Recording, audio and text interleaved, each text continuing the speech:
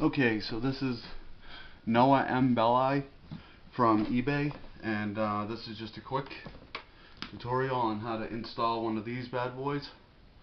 Not sure if you can see it that well, but it's my fan module, patented by me. No, I'm just kidding. But it is my design, though. I'm not kidding about that. So it could come in any, it could be bigger or smaller than this, but the idea is the same. It's to help avoid the yellow light of death and to increase the fan speed inside your console by up to 50 to 100% more than what it's supposed to go. So here we go. Just a quick guide. Now to open any standard PlayStation 3, well, the fat model anyways, you'll need a Torx 10 to get past the warranty seal. You'll have to get that off, take the plug out, unscrew the Torx 10 screw, and then the top cover should come right off. Also, I want to remind you, you might want to take out the hard drive because it sometimes can get snagged. So that's what you want to do. You just unscrew it with a small eyeglass kit size screwdriver. Pull it this way. This is just a standard idea. This is not going to apply to slim consoles because you'll need a Torx 8 for that. But the general rule of thumb is you're going to need your fan module, which you probably got from me, a small flathead screwdriver to adjust it to your liking, and then that small screwdriver, Phillips, to take out the hard drive, and two other small screws that are inside, and then a standard Phillips head screwdriver. So here we go. Pretending that I took the Torx 10 out to save some time and to get past the warranty seal, I just have a broken top cover here for this one to show you how this is done. General idea. So you just slide the top cover off, pull it out, right? Comes off, and then you unscrew all the Phillips head screws on the top. This is just for a fat PS3 example, but this module also works on the slim consoles. So if you have a slim console and you want to avoid the yellow light of death, I also recommend getting my module because it works just the same in both types of consoles. So here we go. You just want to unscrew all these so you can get the top portion of the console taken off. Alright? So now I'm going to take my magnet and just pull them out. Makes it easier in most cases.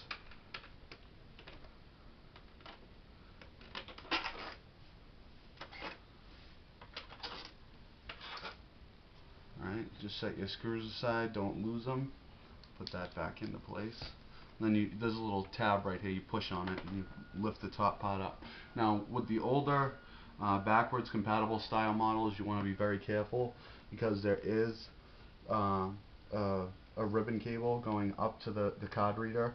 So you just want to flip that thing off and then pull that out as to not break it. So set that aside. Then easiest way to do this, take the Blu-ray drive out.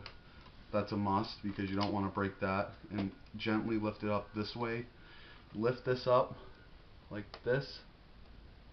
Lift that little brown tab up so that it clips up. That should come right out easily, not without any pressure or anything like that. So just to get started here, you might have to take out your power supply too, but you shouldn't have to. Back here there's a screw that you want to get taken out because that's holding the back portion in place. Alright, I'm just going to go around this thing standard, get all these screws out. Alright,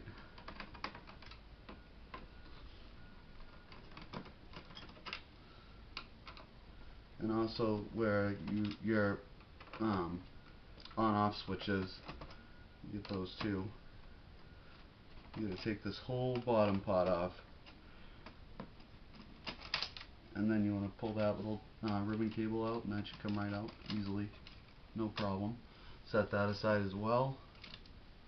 Get all your screws, don't lose any. Can't stress enough how much you don't want to lose screws. There's a little screw right here you want to get as well. Put that aside. Okay, there's going to be a screw in here.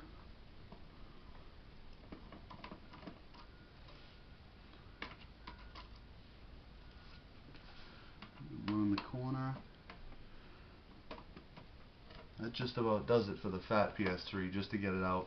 I hope you guys can see that. So I'm going to hold it with one hand. Be sure to put that down to not break it. Flip it upside down and grab the bottom part like that. It should come right off. Alright, so there's the bottom of the console. This is the fan, the wire going into the motherboard. I don't know if you guys can see that very well, but it's right there. So you just want to unplug that gently. Don't break anything. Fan module, that should plug right into this. It's pretty straightforward design. Just plug it right in like that.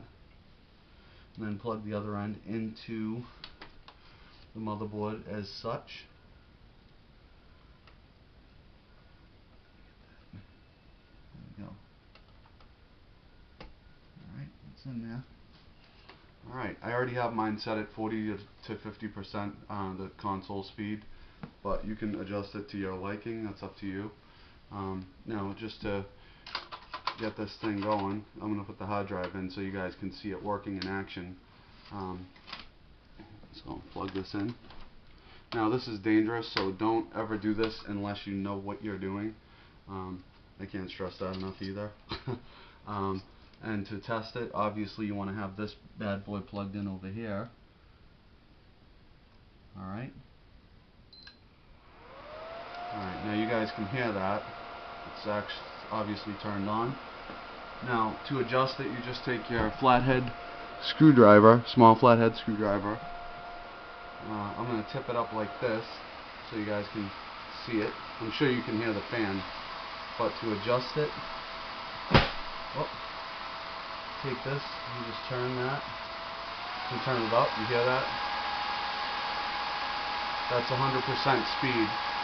Now if you want to turn it down, you can tone it down. It's very sensitive.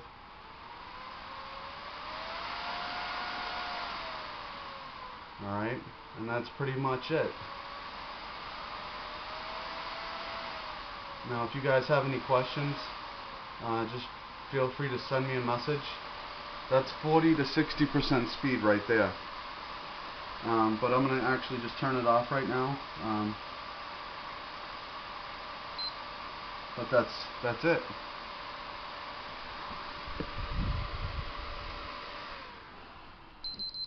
Alright. I hope you guys got a little bit of a lesson from that. Alright, unplug that.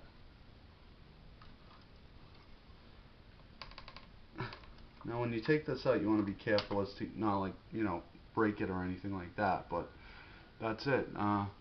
That's set at 40 to 60% right there, and you just use a small flathead screwdriver, very easy, straightforward to adjust it.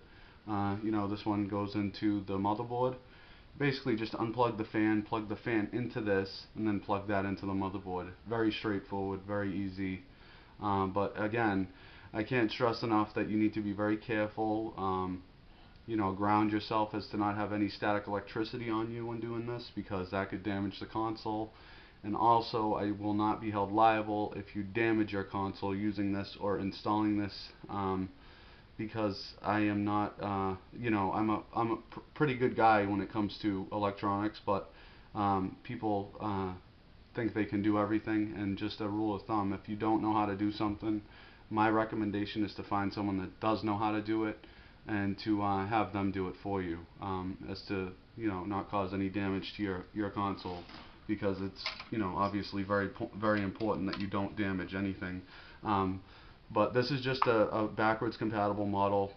It's going to vary depending on model. So I mean, sometimes the fan wire might be back here on the not backwards Fat PS3s, and on the Slim consoles, I'm not sure where it is, but I believe it's in the back of the console when you open it up, and that requires a Torx 8, not a Torx 10. And then you'll also need, obviously, the Phillips head screwdrivers and such. So that's pretty much it. Again, if you guys have any questions, please feel free to message me, Noah M. Belli, or you can also, for bulk orders, you can inquire about pricing. Pretty reasonable. So that's it. It's an awesome module, and it will definitely, you know, extend the life of your PlayStation 3 exponentially. I've had this in my other console, my other Fat PS3, because I have whole bunches of them laying around. And this thing has actually brought it back to, not brought it back to life, but it kept suffering from the yellow light of death. But then when I installed this, I haven't had any problems since. So that's just something to think about when you have an older style PlayStation 3 and you have all that saved data and you don't want to lose it. So as a safeguard, this is just a very good measure to extend the life of your PlayStation, you know, a lot longer than what you would have if you didn't have this module. It's a very cheap investment, and it will save you, you know, hundreds of dollars in repair fees if that's what you guys, you know, say you don't want to sell a broken PlayStation 3 and you have all that data, and you want to keep it. This will, you know, prevent that yellow light of death and speed up the fan. Now I know what you guys must be thinking. Well, what about the fan? The software on the motherboard actually will override this if needed, and it will either increase or decrease the fan speed. But like I said, you can manually set it to whatever you'd like. But if it's set at 0, the console will automatically take over at whatever point you have it set at. I don't know if that makes sense to you, but again, it's pretty straightforward and it's easy to understand as far as installation goes. So enjoy, you know.